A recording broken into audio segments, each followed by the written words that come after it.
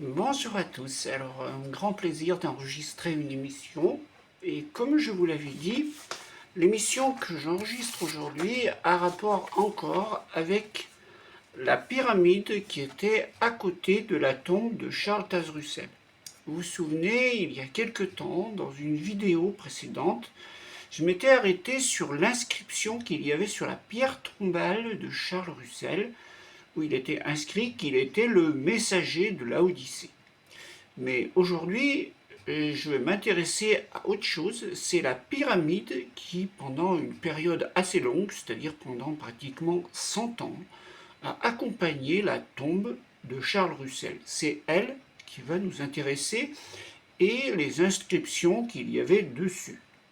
Alors j'ai annoncé à l'avance cette vidéo et dans les commentaires, certains m'ont dit la pyramide prouve que Russell était franc-maçon, alors que d'autres défendent tout le contraire, disant que ça ne les intéresse pas du tout de savoir que Charles Taze-Russell était franc-maçon.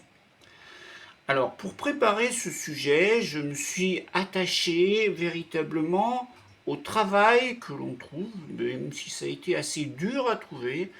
J'ai passé quand même 2 jours à faire des recherches sur cette vidéo, au travail des historiens.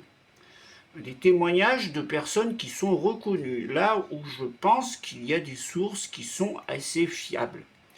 De témoignages de personnes qui sont reconnues.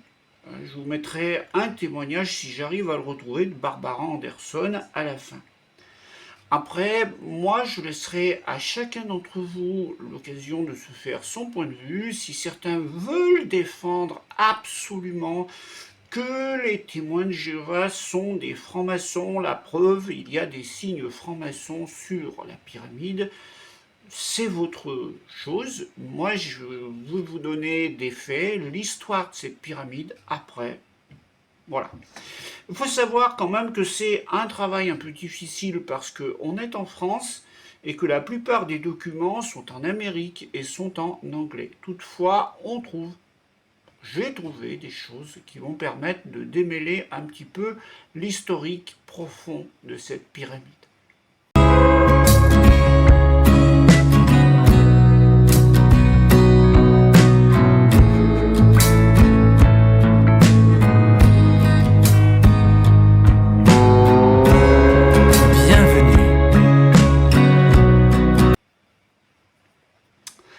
Alors, dans quel sens va-t-on voir cette vidéo sur les pyramides? Eh bien, on va la dérouler, cette émission, en plusieurs parties. Déjà, la pyramide, ce que c'était. On va voir également, en deuxième point, son historique, quand elle a été construite, pourquoi elle a été démolie, en particulier.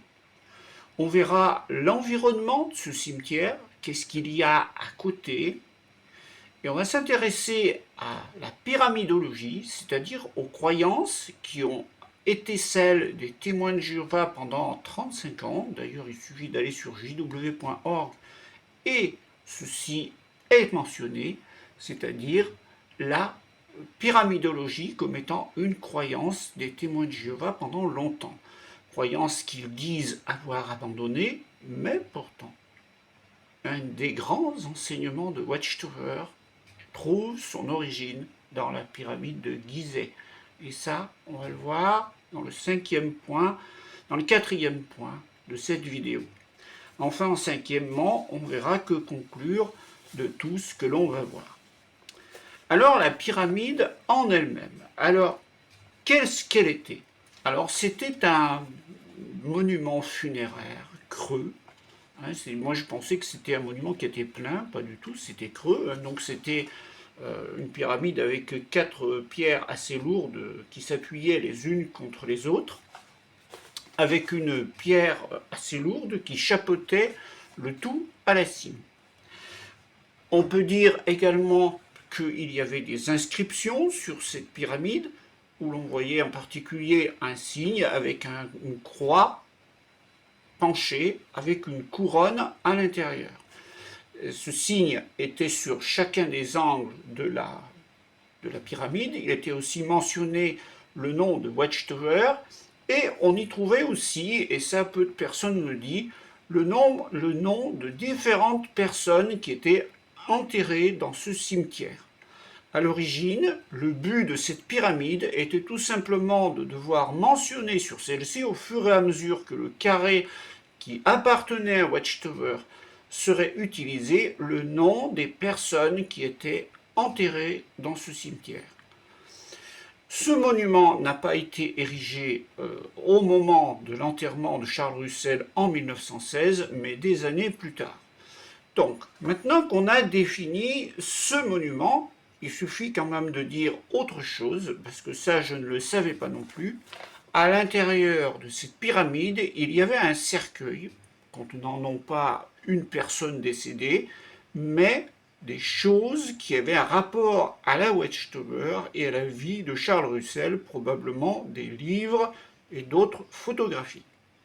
C'est ce qui se trouvait à l'intérieur de la pyramide. Alors, arrêtons-nous maintenant sur l'historique de la pyramide. Qui l'a construite, en quelle année et pourquoi? Alors, qui a construit la pyramide? Eh bien, il faut savoir déjà que de 1905 à 1917, la Watchtower possédait une société de cimetières qui était appelée United Cimetières, les cimetières unis. Charles Taze Russell a été enterré dans ce cimetière qui lui appartenait, qui était une parcelle de 36 hectares. Elle a été vendue après sa mort en 1917, probablement par ceux qui étaient juste avant Rutherford ou lui-même. Elle a été vendue au Northside Catholic Cimetière qui jouxtait leur terrain, c'est-à-dire que le cimetière catholique qui était juste à côté a acheté la parcelle de 36 hectares qui appartenait à Watchtower. La société Watchtower a simplement réservé quelques petites zones du cimetière pour son propre usage, et la plus remarquable de ces zones, c'était celle que l'on connaît, qui avait un monument central au milieu de la parcelle. Donc quand vous regardiez la pyramide qu'il y avait sur cette parcelle où il y a la tombe de Charles Russell, il faut savoir qu'elle était au milieu du carré qui était réservé à la Watchtower. Une pyramide donc de 7 pieds de haut fut érigée au début de 1920. Et notez bien qu'elle était conçue pour répertorier les noms de toutes les personnes enterrées à proximité. Quand il y a eu une convention, c'est-à-dire une assemblée à Pittsburgh en 1919, il y a eu une visite de fait par certains qui visitèrent la tombe de Russell et qui visitèrent également les ateliers où l'on était en train de maçonner la pyramide qui était en construction. Alors, quelle société opérait pour ce qui est de construire cette pyramide? Alors, pourquoi je m'arrête sur cela? Parce que ça a un rapport avec la destruction de la pyramide. Alors, suivez toute l'histoire, parce que vous allez voir que si je vous parle de cette histoire, c'est qu'il y a un intérêt à le savoir. La société qui a fondé et qui a monté la pyramide de Russell était la société Kohler, qui était fondée par Eugène Adrian Kohler, qui était un Allemand, qui était venu en Amérique en 1892, qui s'était marié en Amérique en 1893 et s'était fait naturaliser citoyen américain en 1917. Il avait eu 6 enfants, dont un qui s'appelait Edmund Kohler, qui va reprendre l'entreprise du papa. Il l'a finalement reprise. Mais dans le recensement de 1910, Eugène est répertorié comme propriétaire d'œuvres monumentales. En effet, puisque Eugène Kohler est devenu tailleur de pierre, il taille des monuments funéraires pour les cimetières. Alors c'est Eugène Kohler, qui a taillé les 4 côtés triangulaires penchés les uns sur les autres sur une base en béton avec une pierre de couronnement tenant le tout ensemble. Dans le monument qu'avait construit Eugène Kohler, il contenait à l'origine un cercueil rempli de livres, de documents, de photographies, comme une sorte de capsule temporelle des progrès et de l'histoire de la Watchtower. Et comme le dit l'article auquel je me réfère, en fin de compte, c'est ce trésor qui allait provoquer la chute de la pyramide. Et oui, c'est en fait parce que la pyramide contenait, entre guillemets, un trésor qu'elle a été cambriolée un peu plus tard. Alors, l'entreprise a été transmise, elle a été transmise à son fils Eugène, et on a sablé les côtés pour graver les noms des personnes enterrées à proximité. 9 noms étaient inscrits sur 3 des 4 côtés.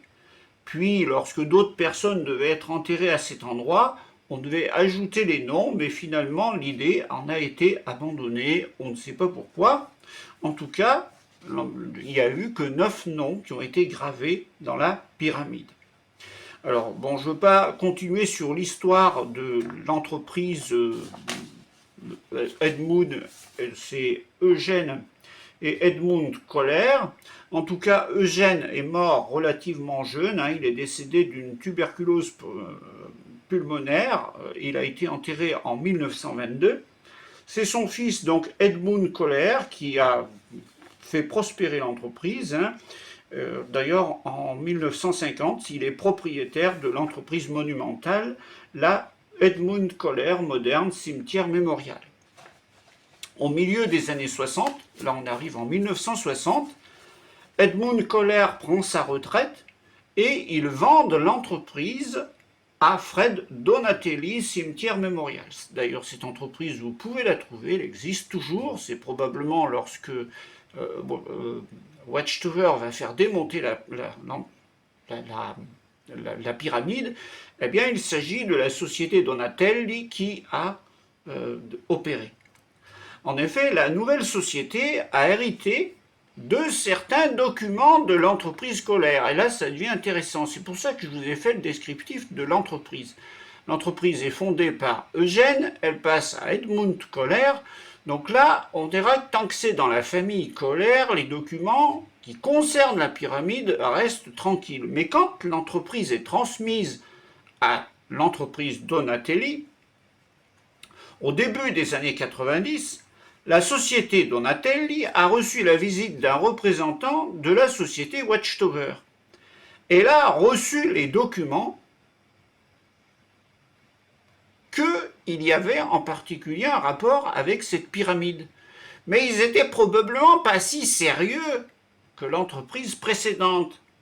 Si bien que ces documents ont probablement fuité de l'entreprise Donatelli, probablement par des employés de l'entreprise, qui l'ont, on va dire, divulgué à qui? On ne sait pas. Toujours est-il qu'au début de 1993, des gens sont allés saccager la pyramide, sont allés l'ouvrir pour voler le cercueil qu'il y avait à l'intérieur. C'est-à-dire que la pyramide de Russell a été cambriolée en 1993, suite aux fuites de documents qui ont été donnés à l'entreprise Donatelli. Or, comprenons bien que si quelqu'un voulait s'introduire dans cette pyramide, étant donné que c'était un édifice qui était à 4 pierres, s'appuyant les unes contre les autres avec une pierre assez lourde à la cime, il a dû enlever la pierre de la cime, de la desceller, puis de retirer une des plaques pour pouvoir passer entre et voler le trésor. Suite à ça, la pyramide a été réparée. Mais elle a été, puisque la chose s'était ébruitée, recambriolée plusieurs fois. Chaque fois, les gens faisant en quelque sorte trembler l'ensemble. Pour finir, il y en a qui ont dégradé la croix et la couronne, qui ont essayé de dégrader les noms qui étaient marqués dessus, et qui en plus ont volé la pierre qui maintenait l'ensemble à la cime. Vous comprenez bien qu'à partir du moment où l'on avait enlevé la pierre monumentale qui tenait à la cime de la pyramide, celle-ci allait s'écrouler, c'était qu'une question de temps. On peut penser quand même que vu que c'était de la pierre, ces éléments, et que c'était assez lourd, on imagine que tôt ou tard, quelqu'un en allant s'introduire là-dedans, essayer de voir ce qu'il y avait dessous, allait se prendre tout sur la figure et il allait y avoir un accident. C'est pour cela que le 1er septembre 2021, après avoir beaucoup discuté, il a été décidé de la démonter. Et là, sur la photo que je vous présente, on voit une entreprise qui travaille, et probablement, donc, c'est la société Donatelli qui a, on voit le camion, qui a pu s'introduire jusqu'à la pyramide et qui l'a démonté complètement et l'a enlevé. À la place, il a été apparu, d'ailleurs quelqu'un a pris une photo de l'espace qui était ainsi révélé sous la pyramide. On voit dans le ciment ce qui semble être les initiales FK et marqué l'année 1919. En laissant la poussière de ciment empiéter sur cette partie, nous pouvons raisonnablement supposer que les initiales étaient EK, c'est-à-dire Eugène Kohler 1919, date de la réalisation de la dalle en ciment qui allait supporter la pyramide. Alors, les 9 noms qui étaient inscrits sur les côtés de la pyramide, bien sûr, ils sont partis, et donc ils ont été restaurés par de simples pierres qui sont désormais placées à l'endroit où il y avait la pyramide. Alors, on peut dire que ce document est assez certain parce qu'il émane de la société Donatelli. À la fin, donc, la personne qui a écrit cet article historique dit « Avec mes sincères remerciements à Corky Donatelli, qui m'a fourni des informations précieuses et m'a envoyé dans mon voyage et à James Holm, Watchtower of Allegheny Historical Tour, pour les photographies modernes. » Donc on a affaire à un document qui est relativement sûr, mais on comprend ce qui s'est passé. L'érection de la pyramide, 1919, les années qui suivent, et sa destruction en 1991 suite à un cambriolage qui a été fait et qui a menacé que l'ensemble allait s'écrouler. Alors, arrêtons-nous maintenant sur l'environnement de ce cimetière. Il est vrai que lorsque on regarde juste à côté de ce cimetière, on s'aperçoit que le cimetière est dans un quartier assez résidentiel. D'ailleurs, si vous allez sur Google Maps, vous retrouvez très bien l'endroit, vous pouvez suivre la route et vous vous apercevez que pratiquement juste à côté du carré qui est réservé à la Watchtower Bible, eh bien, il y a une route qui part sur la droite et vous avez un monument assez important avec un drapeau américain à côté qui est juste à côté de cet endroit. Alors, d'ailleurs, Google Maps ne vous laisse aucune illusion sur ce qu'est ce bâtiment, c'est marqué que c'est un centre maçonnique. Alors, je me suis intéressé à qu'est-ce qu'était ce centre maçonnique. Alors, je peux tout de suite vous dire, il y a de très belles salles à l'intérieur, d'ailleurs, je vous mettrai le lien, vous pouvez aller visiter. Et d'ailleurs, si vous voulez y organiser votre mariage ou n'importe quelle réception, vous allez voir que vous pouvez disposer de belles salles et de tout l'équipement qui vous est nécessaire. Donc c'est plus apparemment une salle des fêtes ou une salle où l'on peut organiser n'importe quel événement et en louant les salles que cette maison sert. Alors c'est vrai qu'à côté de cela, vous pouvez voir qu'il y a différentes réunions aussi qui sont organisées avec des costumés. Donc là, probablement des francs-maçons donc, qui se réunissent aussi dans ce centre. Donc, bon, que ce centre soit à côté, il a été construit visiblement après le moment où Watchtower avait acquis une partie de ce cimetière. En tout cas, c'est extérieur au cimetière, puisque le cimetière est un cimetière catholique, que Watchtower avait acheté la parcelle de 36 hectares et qu'un cimetière catholique était à côté et que Watchtower a vendu la partie qu'il concernait à un cimetière catholique. C'est d'ailleurs assez cocasse de s'apercevoir que l'on a un cimetière catholique, Watchtower qui détient un carré et un centre maçonnique juste à côté. C'est vraiment la diversité américaine qui s'exerce à cet endroit-là. Bon, les choses sont comme ça. Alors, dire que parce que votre voisin est franc-maçon, vous êtes franc-maçon, ben moi je laisse les gens dire ce qu'il en est.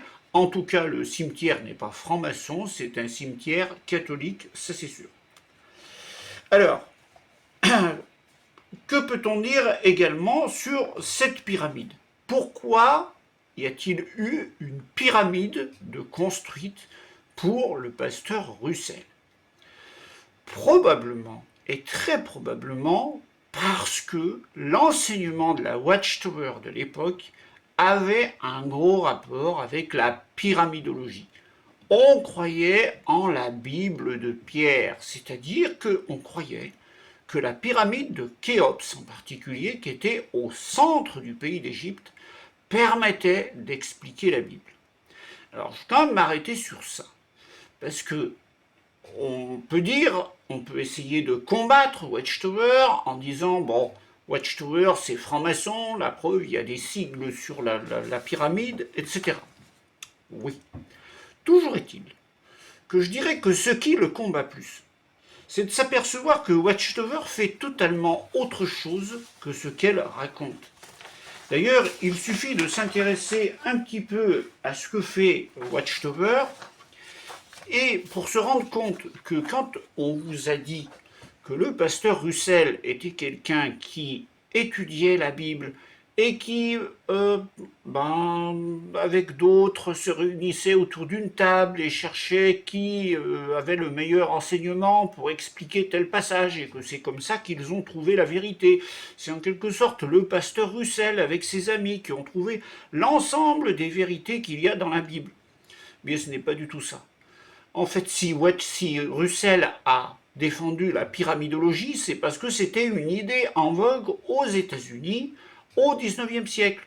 À partir du moment où l'on a commencé à faire des fouilles archéologiques, et ça correspond au XIXe siècle, qu'on découvre les pyramides, vous savez, les grands voyages aux pyramides, ça commence avec Napoléon Bonaparte, qui a fait un voyage là-bas, avec d'autres qui ont commencé à chercher des choses dans les pyramides, à faire des fouilles, et on en fait encore aujourd'hui.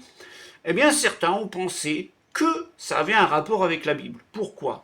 Parce qu'en partant sur le passage d'Isaïe, chapitre 19, versets 19 et 20, qui dit « En ce jour-là, il y aura un autel élevé à l'Éternel au milieu du pays d'Égypte, et à la frontière même une colonne dédiée à l'Éternel, et ce sera un signe et un témoignage à l'Éternel des armées dans le pays d'Égypte. » Alors voilà, étant donné que certains prennent la Bible au sens littéral, un autel élevé à l'Éternel au milieu du pays d'Égypte, on trace une ligne en triangle sur le pays d'Égypte et on arrive au centre et on tombe sur Gizeh. Et voilà, on est au milieu du pays d'Égypte et à la frontière même une colonne dédiée à l'Éternel et qui allait être un signe, un témoignage à l'Éternel des armées dans le pays d'Égypte. Donc là voilà la Bible de Pierre et partant, elle va permettre d'étudier la Bible. Alors oui, mais vous allez me dire, d'accord. D'ailleurs, sur certains blogs de discussion, vous voyez certains témoins de Jéhovah dire « Mais oui, mais d'accord, puisque Watchtower reconnaît elle-même que pendant 35 ans, on s'est servi de la Bible de Pierre pour expliquer les passages de la Bible. » Vous diront « Oui, mais d'accord, mais on a abandonné cette chose depuis très longtemps. » Sauf que l'un des enseignements fondamentaux des témoins de Jéhovah, qui sort des pyramides et qui sort de la pyramide de Gizeh, n'a toujours pas été abandonné. Dans ce livre, Le divin plan des âges, on trouve le passage suivant. Le passage descendant qui va de l'entrée de la grande pyramide à la fosse aux chambres souterraines représente la voie suivie par le monde en général sous la direction du prince du monde jusqu'au temps de détresse, la fosse, pendant lequel se terminera le mal. Le mesurage de cette période et la détermination du moment où la fosse de la détresse sera en attente sont assez faciles à obtenir si nous avons dans la pyramide une date définie, un point de départ. Cette bonne date, nous l'avons à la jonction du premier passage ascendant avec la grande galerie. Ce point marque la naissance de Jésus, comme le puits, 33 pouces, indique plus loin, indique sa mort. Ainsi, si nous mesurons en arrière vers le bas, le premier passage ascendant jusqu'à sa jonction avec le passage d'entrée, nous aurons une date fixe à marquer sur le passage descendant. Cette mesure est de 1542 pouces et indique l'an 1542 avant Jésus-Christ comme la date marquée par ce point. Mesurant ensuite le passage d'entrée en partant de ce point vers le bas, pour trouver la distance jusqu'à l'entrée de sa symbolisant 3400. Alors, je me suis planté. Alors, mesurant ensuite le passage d'entrée en partant de ce point vers le bas pour trouver la distance jusqu'à l'entrée de la fosse représentant la détresse et la destruction par laquelle cet âge-ci doit se terminer, quand le mal sera déchu de son pouvoir, nous trouvons qu'elle est de 3457 pouces, symbolisant 3457 années depuis la date ci-dessus. 1542 avant Jésus-Christ. Ce calcul montre 1915 après Jésus-Christ comme marquant le point de départ de la période de détresse, car 1542 avant Jésus-Christ plus 1915 ans après Jésus-Christ égale 3457, en réalité 3388,5 ans. Alors c'est assez compliqué, hein, mais on arrive à la conclusion. Ainsi, la pyramide témoigne qu'octobre 1914 sera le point de départ du temps de détresse, tel qu'il n'y en a pas eu depuis qu'il existe une nation et qu'il n'y en aura jamais plus dans l'avenir. On remarquera en conséquence que ce témoin, c'est-à-dire la pyramide d'Égypte, corrobore totalement le témoignage de la Bible à ce sujet, comme cela a été démontré par les dispensations parallèles du volume 2, du chapitre 8, du chapitre 7 des études des Écritures. Eh bien oui, c'est grâce à la pyramide d'Égypte que les témoins de Jéhovah ont trouvé la date de octobre 1914 en mesurant des couloirs dans la pyramide de Gizeh. Alors ils ont beau dire aujourd'hui qu'ils ont rejeté cet enseignement. En attendant, ils ont gardé octobre 1914 comme étant une date sûre, alors que celle-ci trouve son origine dans la pyramide de Gizeh, ni plus ni moins. Alors faut-il en avoir plus pour dire que les témoins de Jéhovah, c'est de la supercherie? Comme je vous l'ai dit, Russell a ramassé dans le 19e siècle n'importe quelle théorie qu'il trouvait à droite, à gauche, pour en faire une vérité biblique, se trompant lamentablement quand il se laissait aller à suivre des histoires complètement loufoques telles que celle-ci. Mais ceci nous permet de comprendre que son attirance pour les pyramides et l'attirance pour les pyramides de la Watchtower a tout simplement poussé certains à dire, puisqu'il faut un monument funéraire, qu'on ne veut pas mettre un monument comme le font la plupart des gens du monde. On a cherché quoi? De la Bible de Pierre, telle que l'enseignait la société Watchtower, et on a érigé une pyramide. D'ailleurs, d'autres personnes aux États-Unis ont fait exactement pareil. Et il y en a même un acteur américain aujourd'hui qui, de son vivant, a fait ériger une pyramide pour sa tombe après sa mort. C'est Nicolas Cage. Donc, vous vous apercevez que c'est une attitude qui existe. Alors, faut-il en déduire pour cela que c'était franc-maçon? Faut-il en déduire que parce que sur cette pyramide, il y avait un signe qui avait une couronne avec une croix à l'intérieur, était une représentation franc-maçonne? C'est vrai. Aujourd'hui, si vous mettez ce signe, on vous assimilera tout de suite à un signe franc-maçon. Mais je vous ferai remarquer ceci, et je vais vous le prendre comme exemple. Regardez la croix gammée. Si vous prenez aujourd'hui une croix gammée, on va vous assigner tout de suite à un nazi. Pourtant, ce ne sont pas les nazis, ce n'est pas Adolf Hitler qui a fabriqué la croix gammée. Elle existait avant lui. Il l'a recyclée et l'a fabriquée comme étant son propre emblème. Alors si vous cherchez les signes de cette croix et de cette couronne qui l'entoure, vous apercevrez qu'elle est bel et bien utilisée par les francs-maçons. Toujours est-il que ce n'est pas eux qui l'ont inventée, puisque des ordres catholiques l'ont utilisée avant eux. C'est assez particulier de s'apercevoir que c'est un signe catholique qui a été maintenant utilisé par des gens qui sont condamnés par les catholiques et qui sont même leurs opposants. Et pourtant, ils utilisent quelque chose qui est issu des catholiques. Alors, et ensuite qui a été repris par Watchtower. Alors, qu'est-ce que Watchtower a repris? Est-ce qu'elle a repris un signe maçonnique ou est-ce qu'elle a repris un signe catholique? Je n'en sais rien. Dans les deux cas, c'est quand même quelque chose d'assez loufoque, parce que pour une religion qui disait que la religion est un piège, une escroquerie, et qui voulait se tenir à l'écart du monde, à l'écart de la politique, prendre un signe qui à la fois les apparente à la fausse religion ou à des politiciens de l'autre est de toute façon pas très malin. Mais il faut aussi penser que c'est une entreprise extérieure à la Watchtower qui a taillé les pierres, et peut-être Eugène Kohler, qui était allemand, a-t-il pensé à quelque chose pour mieux représenter la Watchtower? Comment les choses se sont définies entre les donneurs d'ordre de la Watchtower et l'entreprise scolaire de l'époque? Je ne sais pas. Qui a décidé de faire ces dessins? Qui a décidé d'ériger une pyramide? L'idée vient-elle de Watchtower ou vient-elle de l'entreprise scolaire? Je ne sais pas, on ne peut pas savoir. Je n'ai pas trouvé de document historique qui explique véritablement qui a pris les décisions et pourquoi. Dans les documents que j'ai, on vous dit bien que une pyramide de 7 pieds de haut fut érigée au début des années 20, conçue pour répertorier les noms de toute personne enterrée à proximité. Lorsque les étudiants de la Bible organisèrent une convention, certains visitèrent la tombe, visitèrent les ateliers et visitèrent l'entreprise qui fournissait également des monuments sur commande. Alors, vu qu'ils fournissaient des monuments sur commande, on peut penser le plus probable que c'est Watchtower qui a demandé que les choses soient faites comme ça, mais on peut penser peut-être aussi que l'entreprise scolaire a soufflé la façon de faire parce que peut-être l'avait-il fait déjà ailleurs, ou l'avait-il fait en Allemagne, ou etc.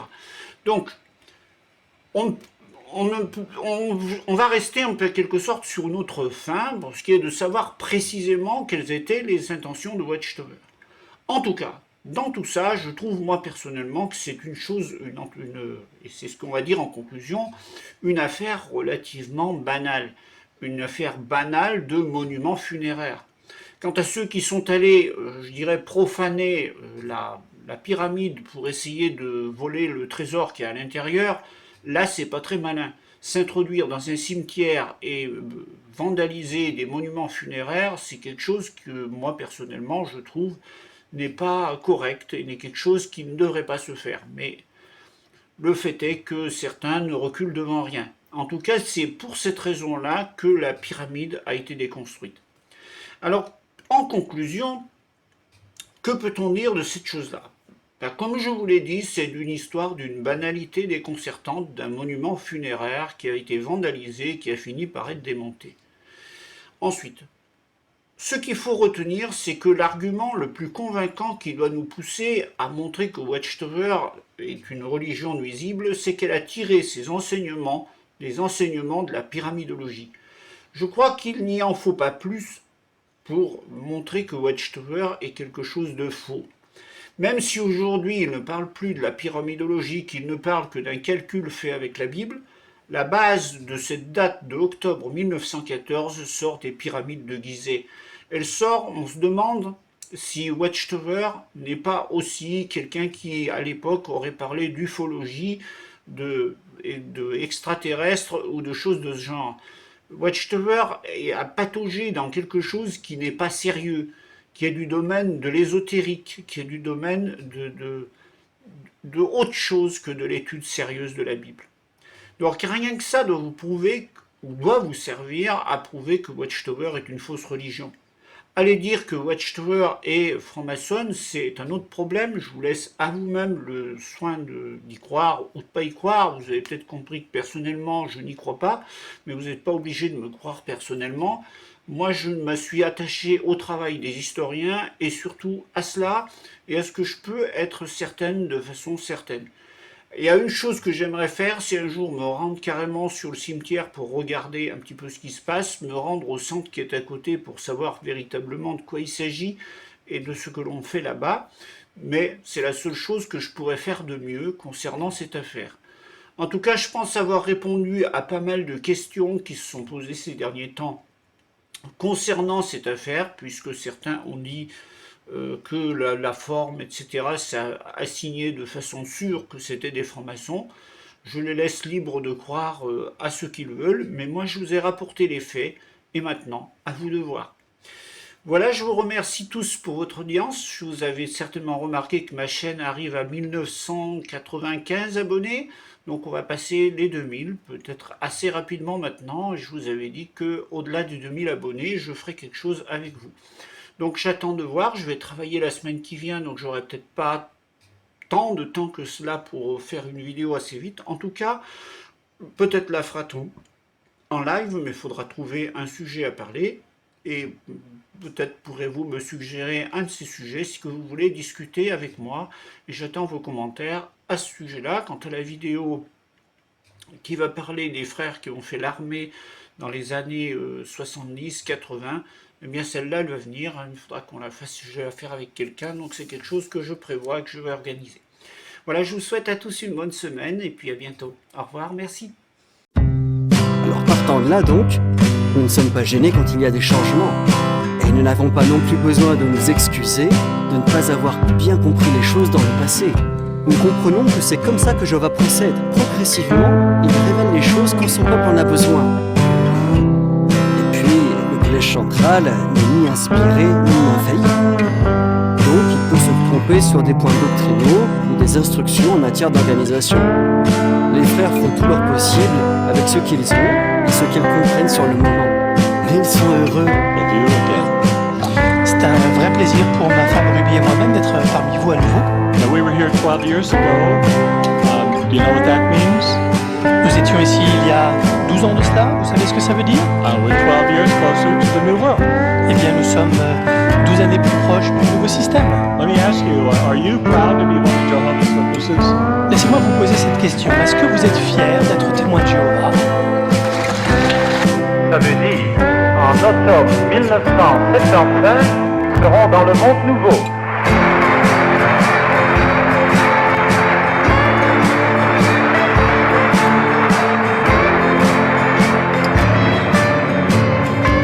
Nous ne connaissons pas le jour et l'heure d'Armageddon. Nous ne savons pas dire quand il va commencer, mais nous savons dire une chose. Nous savons quand il va finir. Il sera fini pour l'automne 1975.